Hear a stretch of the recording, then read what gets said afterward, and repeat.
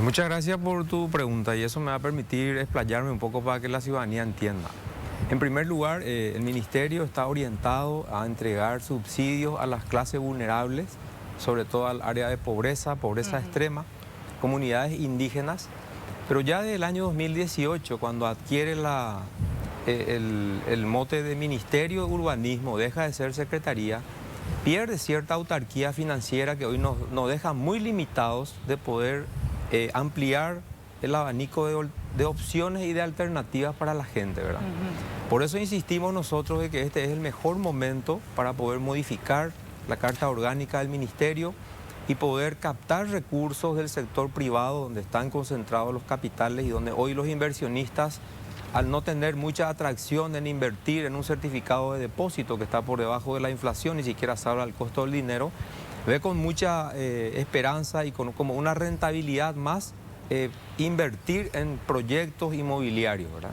Con respecto a tu pregunta, Mabel, nosotros ya previendo el año pasado y viendo de que la necesidad de la gente, incluso para los que ganan un sueldo mínimo o un poco más, que necesitan también tener una opción y una oportunidad de poder sustituir el alquiler por una cuota accesible a sus posibilidades de ingreso y a que eso le permita poder acceder a una casa propia, ¿verdad? Es decir, ministro, que si yo soy asalariado hoy día, ¿verdad? No sé, tengo la suerte de ganar 2 sueldos mínimos.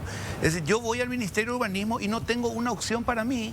No, el Ministerio de Urbanismo hoy, precisamente la opción que le da a la gente es la posibilidad cierta de que con ese salario de dos salarios mínimos y reuniendo requisitos muy básicos, ¿verdad?, pueda tener lo que hoy estamos entregando, un subsidio habitacional entre el 5 y el 20% de lo que puede costar una casa. Por ejemplo, si la casa que estaría dentro de tus posibilidades cuesta 200 millones de guaraníes y suponiendo de que el análisis de tus ingresos actuales representen un 10% de subsidio sobre esa vivienda, serían 20 millones de guaraníes la participación o el certificado de subsidio que el Ministerio, en este caso el Estado, te entrega.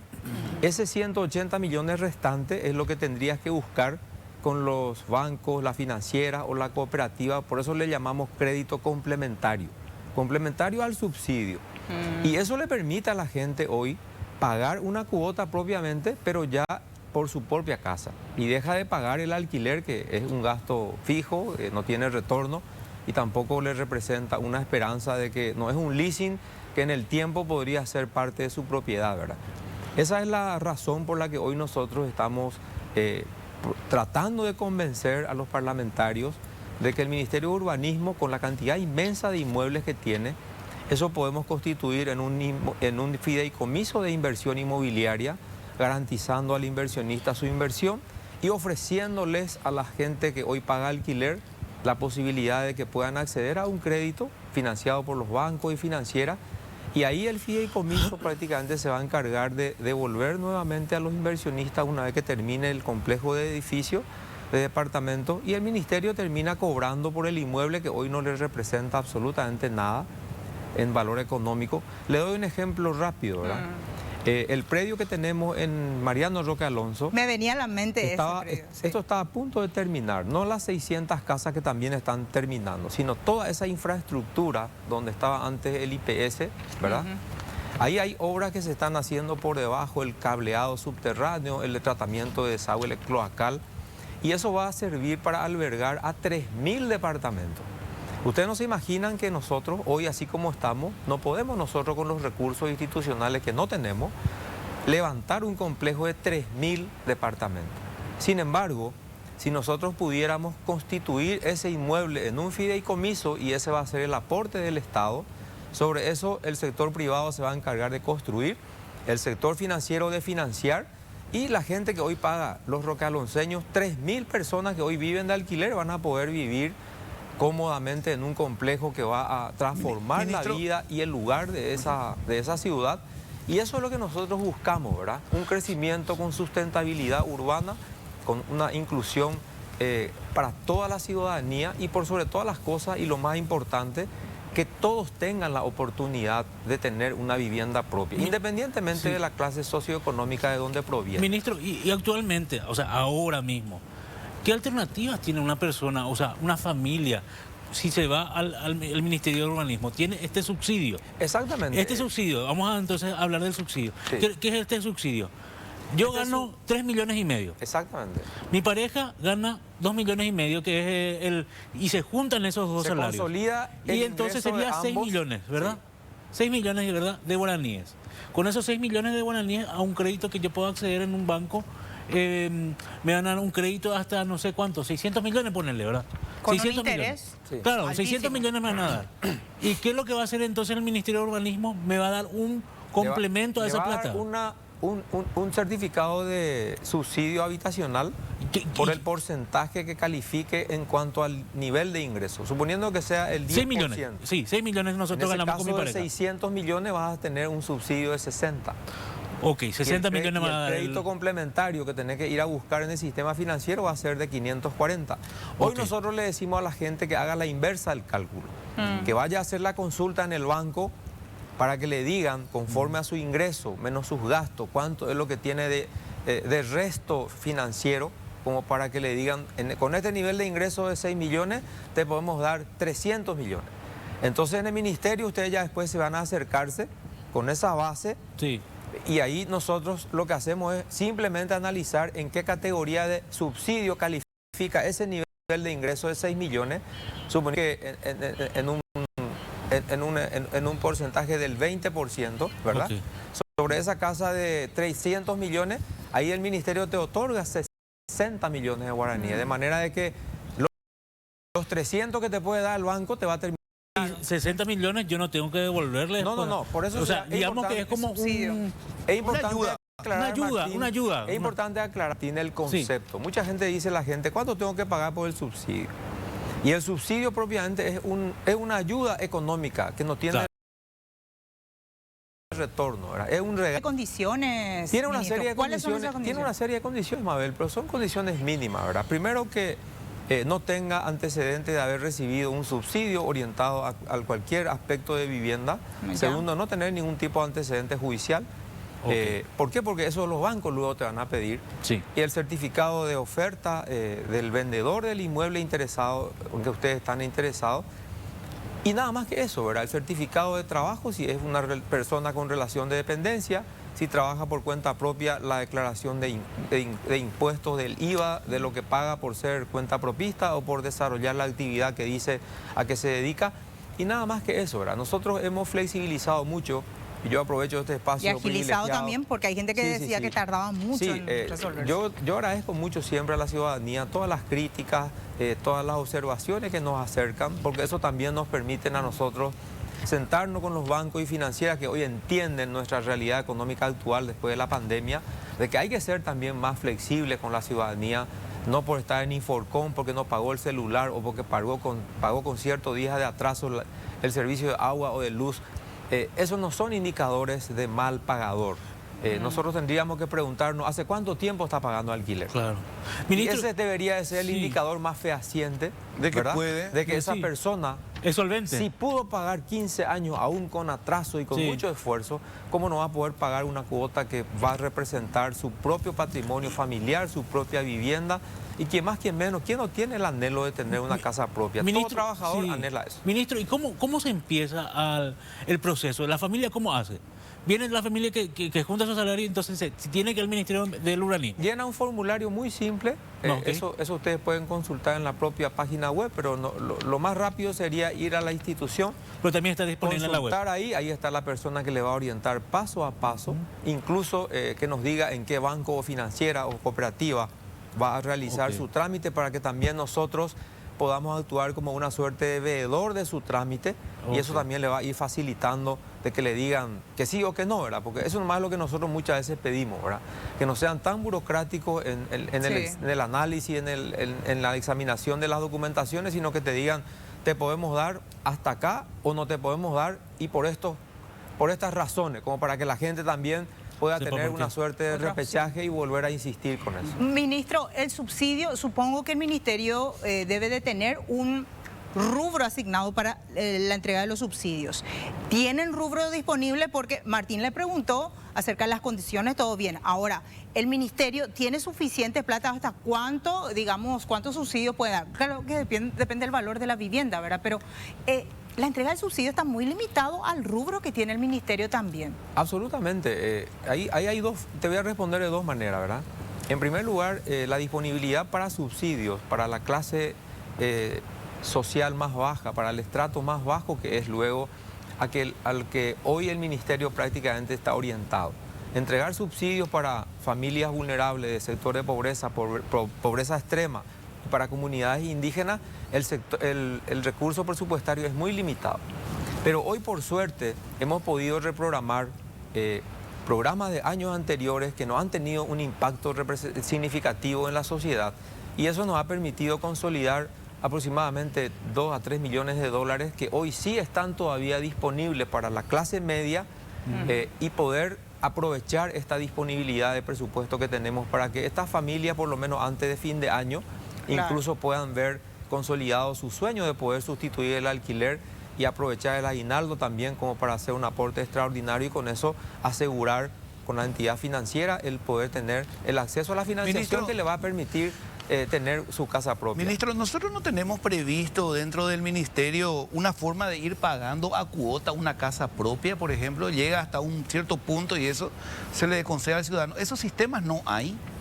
Bueno, precisamente eso es lo que estamos queriendo hacer, ¿verdad? Hoy nos vemos muy restringidos a hacer solamente atención de protección social orientado a los sectores vulnerables. Okay. Por eso decía yo al inicio, cuando empecé a conversar, de que tenemos que partir de la nueva denominación y concepción del ministerio.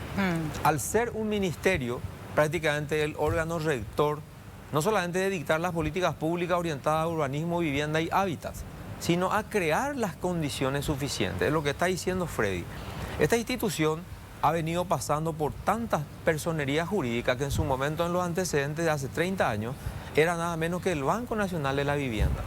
Por eso hoy tenemos todavía una cartera derivada de toda aquella situación donde la gente compraba su casa en cuota y se quedaba con la hipoteca en favor del banco, que hoy es el ministerio.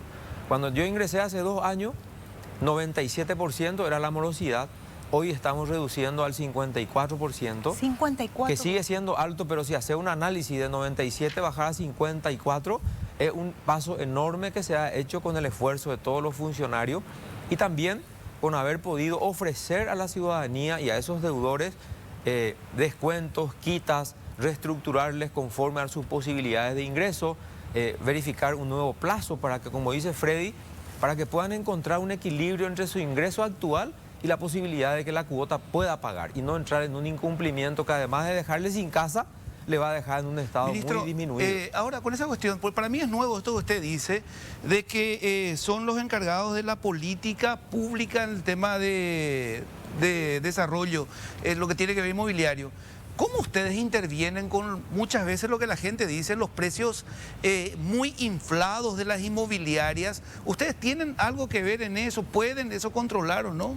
No, o eso ya va por otro lado. Vamos a distinguir dos cosas, ¿verdad? Sí. Dictar políticas públicas significa crear condiciones de ordenamiento territorial, de buscar lugares aptos para la habitabilidad de la gente, con cercanía a sectores de conectividad, con seguros, servicios básicos, que estén en lugares donde estén cerca de centros comerciales, de centros educativos, de centros de hospitales y todo eso. Hacer de que realmente sea un barrio con orientación urbanística. No ir a construir en lugares donde cuando llueve se queda todo inundado. Ahí no hubo absolutamente ningún tipo de técnico, ni un estudio técnico de suelo, ni mucho menos, ¿verdad? Y con lo que vos preguntás, Freddy, sí, nosotros ya no tenemos facultades como para intervenir, ni siquiera para insinuar qué precio estaría o no estaría dentro del mercado. ¿Por qué? Porque esos proyectos o esas transacciones de alquileres, ventas, permuta y lo que hoy día vemos por redes sociales, son todos derivaciones de propietarios del sector privado. Claro. O sea, la gente dice, vendo mi casa, o compro un departamento, o canjeo, o permuto. Hoy día estamos volviendo al trueque de repente cuando uno miramos clasificado en los periódicos, ¿verdad? La gente dice, vendo casa, no puedo mantener, recibo a cuenta departamento de tal o cual característica en tal lugar y recibo vehículo y una parte en efectivo. O sea, la gente se ingenia también para poder o salirse de un inmueble que ya no puede mantener o poder acceder a algo que no tiene o que ya no le sirve. Por ejemplo, una consulta, Mabel, ministro, de repente vamos en esa situación que usted dice, yo tengo una casa que ya no puedo mantener, yo puedo ir y decirle al ministerio, yo quiero vender esta casa, ¿ustedes pueden ofrecerlo a los interesados o no? Definitivamente hoy no podemos hacer absolutamente nada. Por eso yo insisto Reforma siempre la en la carta. figura de la banca hipotecaria. Ajá. Nosotros si tuviéramos un banco hipotecario que pudiéramos habilitar al mercado secundario, algo como lo que está diciendo, es como crear una bolsa, en vez de tener una bolsa de valores, puede tener una bolsa de inmuebles, donde sí se puedan recibir a la gente que quiera despojarse de una residencia, que ya son todos abuelos, ya no vive nadie más que con su mascota, ya le representa un costo enorme el mantenimiento, entonces pone a disposición esa venta y puede recibir un departamento más chico y a cuenta y a cambio de eso el dinero que le puedan pagar, ¿verdad? La idea es generar ese mercado bursátil de inmuebles, donde se pueda tener esa facilidad de transaccionar lo que la gente necesita hacer o a lo que la gente necesita acceder. Aquellos que necesitan vender, que ahí lo puedan vender en esa bolsa de inmuebles, y aquellos que necesitan comprar, que de ahí también se pueda Ministro, surtir. usted habla de que justamente están en tratativas, negociaciones, conversaciones con el Poder Legislativo para modificar esta carta orgánica que ustedes tienen. ¿Eso tiene un plazo? ¿Eso está avanzado? ¿Podemos pensar en un par de años? ¿O se cambia el gobierno y muere todo otra vez esta idea? Y sobre todo, ¿qué aspectos de la Carta Orgánica quieren modificar también? Yo voy a explicar brevemente, ¿verdad? Para En que la primer gente lugar, entienda. no hay plazo. En segundo lugar, venimos ya casi 6, 8 meses discutiendo eso. Y como fue una iniciativa parlamentaria también, porque a mí me han denegado eso, en el mismo Ministerio de Hacienda me han rechazado la posibilidad de que nosotros podamos cambiar nuestra carta orgánica para poder captar recursos, dejando en garantía los innumerables inmuebles ociosos, inmovilizados y sin valor económico o de utilidad económica para nuestra institución. La idea es muy simple. Nosotros lo que queremos es constituir un fideicomiso por los inmuebles. Y pongo como ejemplo nuevamente el de Mariano Roque Fideicomiso, Alonso, ¿verdad? para que la gente entienda que Fideicomiso es un instrumento jurídico que lo que hace es asegurar y garantizar a todas las partes interactuantes. Al inversionista por haber puesto su dinero para levantar el edificio. Al fideicomitente que puso el inmueble, en este caso el Estado, para poder convertir un inmueble ocioso en un complejo de departamentos. Para el sector financiero es el entregar préstamo, que es luego su negocio, la intermediación financiera, a los que van a ser beneficiarios del mismo, que hoy pagan alquiler, y en ese circuito ustedes pueden ver de que ganan todos. Gana el beneficiario porque sustituye el alquiler por la cuota accesible a su casa, gana el banco porque le presta a quien corresponde y a quien merece, gana el inversionista que hoy ve y focaliza su inversión en el sector inmobiliario, y también gana la institución pública, en este caso el Ministerio, de poder rentabilizar su propio inmueble y convertir con eso en recursos propios institucionales y no depender 100% del Tesoro. Nosotros tenemos que tener esa autarquía financiera para poder ofrecer a la población un abanico de mayor posibilidades de acceder a su vivienda. Por otro lado, estábamos viendo en pantalla aquí una serie de requisitos o beneficiarios. Ahí estamos viendo.